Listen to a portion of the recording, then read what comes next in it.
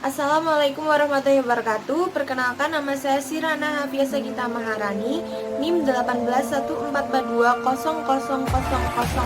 BK kelas 5A1 Universitas PGRI Yogyakarta, Program Studi Bimbingan dan Konseling.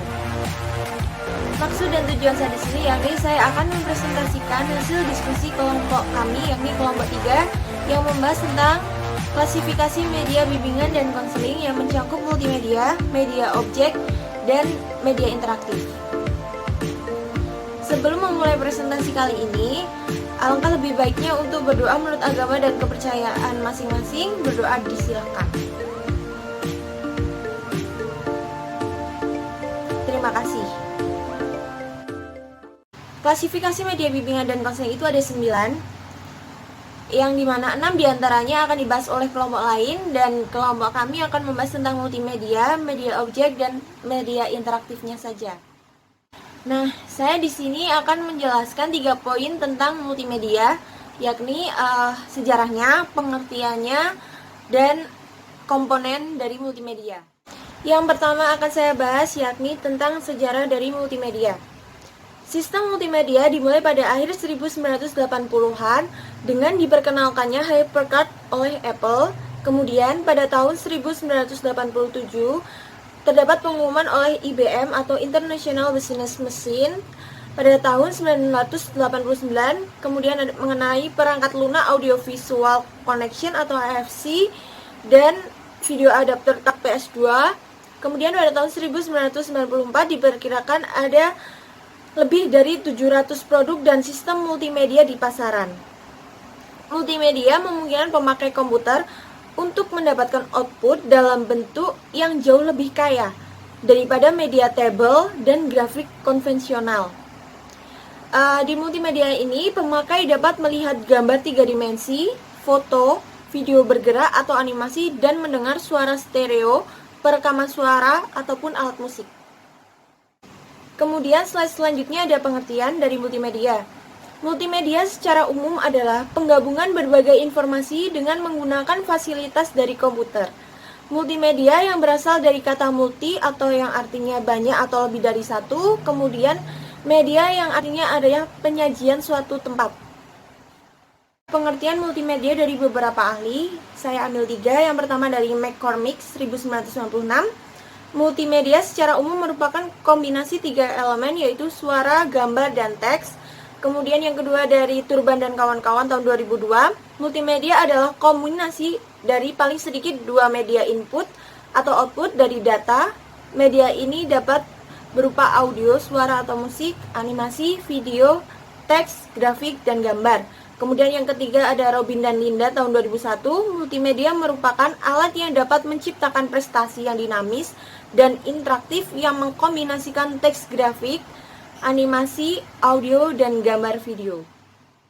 Multimedia adalah pemanfaatan komputer untuk membuat dan menggabungkan teks, grafik, audio, gambar bergerak atau video dan animasi dengan menggabungkan link dan tool yang memungkinkan pemakai melakukan navigasi, berinteraksi, berkreasi, dan berkomunikasi. Baik, slide selanjutnya ada komponen-komponen multimedia. Yang pertama ada teks. Teks merupakan elemen multimedia yang menjadi dasar untuk menyampaikan informasi, karena teks adalah jenis data yang paling sederhana dan membutuhkan tempat penyimpanan yang paling kecil. Teks merupakan cara yang paling efektif dalam mengemukakan ide-ide kepada pengguna, sehingga penyampaian informasi akan lebih mudah dimengerti oleh masyarakat. Kemudian jenis-jenis teks seperti printed text, yaitu teks yang dihasilkan oleh word processor atau word editor dengan cara diketik yang nantinya dapat dicetak. Kemudian ada scan text, yaitu teks yang dihasilkan melalui proses scanning tanpa pengetikan. Dan hypertext, yaitu jenis teks yang memberikan link ke suatu tempat atau meloncat ke topik tertentu. Kemudian komponen kedua ada grafik atau image, gambar. Sangat bermanfaat untuk mengilustrasi informasi yang akan disampaikan, terutama informasi yang tidak dapat dijelaskan dengan kata-kata. Jenis-jenis grafik seperti bitmap, yaitu gambar yang disimpan dalam bentuk kumpulan pixel yang berkaitan dengan titik-titik pada layar monitor. Kemudian ada digitized picture, adalah gambar hasil rekaman video atau kamera yang dipindahkan ke komputer dan diubah ke dalam bentuk bitmaps. Kemudian ada hyperpicture, sama seperti hypertext, hanya saja dalam bentuk gambar. Komponen yang ketiga ada audio. Di audio ini ada dua, jadi ada WAV dan MIDI. WAV merupakan format file digital audio yang disimpan dalam bentuk digital dengan eksistensi WAV. Kemudian yang kedua ada MIDI atau Musical Instrument Digital Interface, memberikan cara yang lebih efisien dalam merekam musik dibandingkan WAV. Jadi ini lebih efisien daripada WAV. Kapasitas data yang dihasilkan juga jauh lebih kecil. MIDI disimpan dalam bentuk MID. Kemudian komponen yang keempat ada video. Video menyediakan sumber yang kaya dan hidup untuk aplikasi multimedia. Dengan video dapat menerangkan hal-hal yang sulit digambarkan lewat kata-kata atau gambar diam, dan dapat menggambarkan emosi dan psikologi manusia secara lebih jelas. Kemudian yang terakhir ada komponen animasi. Animasi adalah simulasi gerakan yang dihasilkan dengan menayangkan rentetan frame ke layar. Frame adalah satu gambar tunggal pada rentetan gambar yang membentuk animasi. Sekian penjelasan dari saya. Selanjutnya akan dilanjutkan oleh teman-teman saya. Terima kasih. Di sini saya akan melanjutkan presentasi yang sebelumnya. Yang pertama ada aplikasi dalam multimedia. Yang pertama yaitu presentasi bisnis. Multimedia digunakan sebagai media komunikasi yang efektif untuk menyajikan atau memasarkan suatu produk ataupun gagasan ke audiens. Yang selanjutnya yaitu ada pelatihan berbasis komputer. Digunakan untuk mempermudah pembelajaran tentang pengetahuan yang menuntut penyajian virtual. Yang selanjutnya ada hiburan. Digunakan sebagai program-program permainan untuk membentuk suasana yang lebih menarik dan interaktif. Dan yang selanjutnya yaitu ada pendidikan. Digunakan sebagai memvisualisasikan pelajaran-pelajaran yang sulit diterangkan seperti fisika, matematika, dan yang lain sebagainya. Yang selanjutnya ada penyajian informasi. Multimedia dapat dipakai untuk membentuk ensiklopedia atau kamus yang melibatkan teks, gambar, dan suara. Selain itu, multimedia juga memungkinkan menerbitkan elektronik baik dalam berbentuk buku elektronis maupun koran elektronis. Yang selanjutnya yaitu ada kios interaktif. Kios adalah tempat informasi yang biasa dijumpai di tempat-tempat umum seperti mal ataupun universitas. Pemakai dapat berinteraksi dengan layar sentuh untuk mempermudah dalam mencari informasi. Yang terakhir ada telekonferensi. Digunakan untuk bertemu muka dan bercakap-cakap melalui kamera kecil yang dihubungkan ke masing-masing komputer pemakai. Yang selanjutnya yaitu ada kategori multimedia. Multimedia dibagi menjadi dua. Yang pertama yaitu multimedia content production dan multimedia communication. Yang pertama yaitu ada multimedia content production, adalah penggunaan beberapa media seperti teks, audio, animation, video, dan lainnya yang berbeda dalam menyampaikan suatu informasi atau menghasilkan produk multimedia seperti video, audio, musik, film, game, dan entertainment. Adapun dalam kategori ini media yang digunakan yaitu antara lain media teks atau tulis, media audio atau suara, media video, media animasi, media gambar, dan media interaktif. Yang kedua ada media communication, adalah penggunaan media massa seperti televisi, radio, media cetak, dan internet untuk mempublikasikan atau mengkomunikasikan material periklanan, publikasi entertainment, berita, pendidikan, dan lain-lain. Dalam kategori ini, media yang digunakan antara lain yang pertama yaitu TV, radio, film, media cetak, musik, game, entertainment. Yang selanjutnya ada keunggulan dan kelemahan multimedia. Yang pertama yaitu ada keunggulan multimedia. Yang pertama, menarik perhatian karena manusia memiliki keterbatasan daya ingat. Yang kedua yaitu media alternatif dalam penyampaian pesan diperkuat dengan teks, suara, gambar, video, dan animasi. Yang ketiga yaitu meningkatkan kualitas penyampaian informasi. Yang keempat, interaktif. Adapun kelemahan multimedia yang pertama yaitu desain yang buruk menyebabkan kebingungan dan kebosanan, pesan tidak tersampaikan dengan baik. Yang kedua yaitu kendala bagi orang dengan kemampuan terbatas, cacat, atau difabel. Yang ketiga yaitu tuntutan terhadap spesifikasi komputer yang memadai. Selanjutnya yaitu ada karakteristik multimedia. Yang pertama yaitu memiliki lebih dari suatu media yang konvergen, misalnya menggabungkan unsur audio dan visual. Yang kedua yaitu bersifat interaktif, dalam pengertian memiliki kemampuan untuk mengakomodasikan respon pengguna. Dan yang ketiga yaitu bersifat mandiri, dalam pengertian memberi kemudahan dan kelengkapan isi sedemikian rupa sehingga pengguna bisa menggunakan tanpa bimbingan orang lain. Warahmatullahi wabarakatuh. Nama saya Muhammad Yusuf. NIM saya 1814144021. Di sini saya akan menjelaskan tentang multimedia dalam bimbingan dan konseling. Multimedia dalam bimbingan dan konseling adalah wahana penyalur pesan dan informasi belajar. Multimedia yang dirancang secara baik akan sangat membantu peserta didik mencapai tujuan pemberian layanan bimbingan dan konseling. Penggunaan multimedia dapat memperlancar proses layanan bimbingan dan konseling serta mengoptimalkan hasil layanan bimbingan dan konseling. Guru BK seyogyanya mampu memilih dan mengembangkan multimedia yang tepat dalam mengoptimalkan multimedia kepada peserta didik. Manfaat dari multimedia dalam bimbingan dan konseling ialah multimedia pada hakikatnya bertujuan untuk meningkatkan efisiensi dan efektivitas layanan bimbingan dan konseling. Dengan bantuan multimedia, peserta didik diharapkan menggunakan sebanyak mungkin alat inderanya untuk mengamati, mendengar, merasakan, meresapi, menghayati, dan pada akhirnya memiliki sejumlah pengetahuan, sikap, dan keterampilan sebagai hasil belajar. Terkait dengan inovasi di bidang bimbingan dan konseling, mutu guru BK akan dapat ditentukan dari seberapa kreatif dirinya dalam mengembangkan dan menginovasi bimbingan dan konseling melewati multimedia. Hal ini akan sangat membantu tugasnya sebagai pendidik profesional. Sebagai seorang pendidik yang profesional, peran dan fungsi multimedia sangat penting. Artinya untuk diterapkan dan untuk media pembelajaran. Multimedia merupakan integrasi dari sistem pembelajaran sebagai dasar kebijakan dalam pemilihan, pengembangan, maupun pemanfaatannya. Multimedia dapat meningkatkan proses belajar peserta didik dalam layanan bimbingan dan konseling yang gilirannya diharapkan akan dapat mempertinggi hasil belajar peserta didik yang hendak dicapai. Yang selanjutnya yaitu media objek.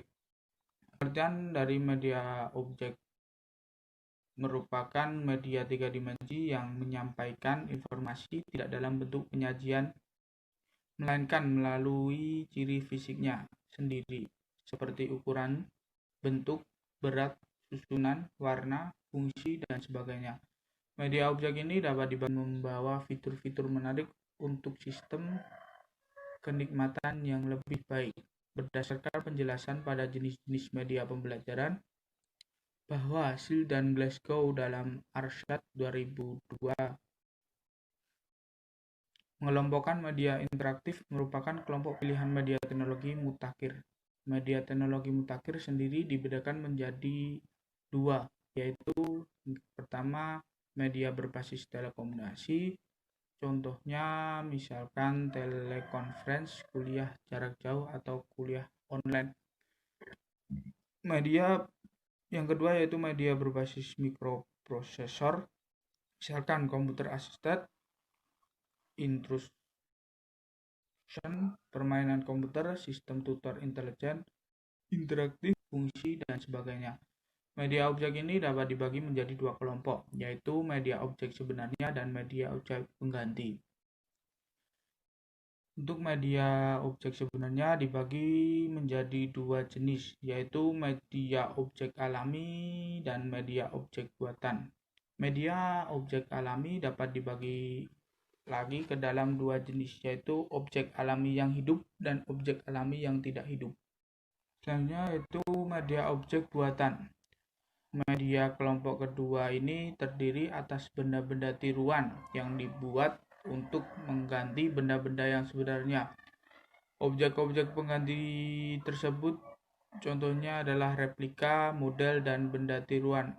Replika dapat didefinisikan sebagai reproduksi statis dari suatu objek dengan ukuran yang sama dengan yang sebenarnya. Model Model merupakan sebuah reproduksi yang kelihatannya sama, tapi biasanya diperkecil atau diperbesar dalam skala tertentu. Selanjutnya yaitu benda tiruan. Benda tiruan ada dua macam, yaitu pertama merupakan bangunan yang dibuat kurang lebih menyerupai suatu benda yang besar. Bentuk benda tiruan yang kedua ialah bentuk yang menggambarkan mekanisme kerja suatu benda, misalnya sistem pembakaran automobil. Dalam bimbingan dan konseling, media objek ini bisa dicontohkan seperti pohon harapan. Media ini digunakan untuk membantu penyampaian materi tentang bimbingan karir. Selanjutnya adalah media interaktif. Pengertian dari media interaktif adalah metode komunikasi di mana output dari media berasal dari masukan dari pengguna. Media interaktif yang bekerja dengan penggunaan partisipasi dari peserta didik. Media masih memiliki tujuan yang sama, tapi masukan pengguna menambahkan interaksi dan membawa fitur-fitur menarik untuk sistem kenikmatan yang lebih baik. Berdasarkan penjelasan pada jenis-jenis media pembelajaran bahwa Hill dan Glasgow dalam Arshad 2002 mengelompokkan media interaktif merupakan kelompok pilihan media teknologi mutakhir. Media teknologi mutakhir sendiri dibedakan menjadi dua, yaitu pertama media berbasis telekomunikasi, contohnya misalkan telekonferensi, kuliah jarak jauh atau Assalamualaikum warahmatullahi wabarakatuh. Oke. Yang selanjutnya adalah manfaat dari media itu tersebut, yaitu 1. Proses pembelajaran lebih menarik, 2. Lebih interaktif. Mungkin di sini seperti kayak siswa atau mahasiswa yang dalam tatap muka itu pemalu, dengan adanya media ini sebagai pembelajaran yang notabene-nya tidak non tatap muka atau daring, itu akan lebih pede, tidak malu gitu. Jadi bisa lebih interaktif terhadap dosen, bisa lebih aktif tanya mengenai apa yang belum dia maksud atau belum jelas terhadap dia. Yang ketiga, proses pembelajaran lebih menarik. Yang keempat, kualitas belajar dapat ditingkatkan dan proses belajar mengajar dapat dilakukan di mana saja dan kapan saja. Dan yang kelima adalah sikap belajar siswa dapat ditingkatkan. Selanjutnya itu jenis media interaktif berbasis e-learning. Contohnya 1 yaitu Moodle, 2 Vedena, 3 Ilmu Komputer, 4 Pesonadu, 5 Fisikanet. Nah, yang terusnya itu media interaktif berbasis web atau situs online. Contohnya Zenius Education, Wikipedia, Wolfram Alpha, Music Theory, WikiHow, Bing Map and Google Map. 7 Bing Search dan Google Search. Nah, yang seterusnya yaitu media interaktif berbasis software, yaitu 1 Reken Test, 2 software kalkulator ilmiah Section LED, yang 3 Smart Draw.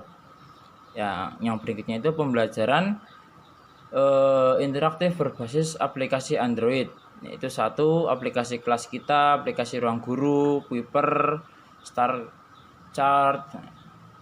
Nah, berikutnya yaitu software pembuat. 1 ada Prezi, 2 Flipaper, 3 Camtasia, 4 Snagit, 5 Lectora, 6 Adobe Flash Professional, 7 Windows Movie Maker, 8 Microsoft PowerPoint, 9 Filmora Wondershare.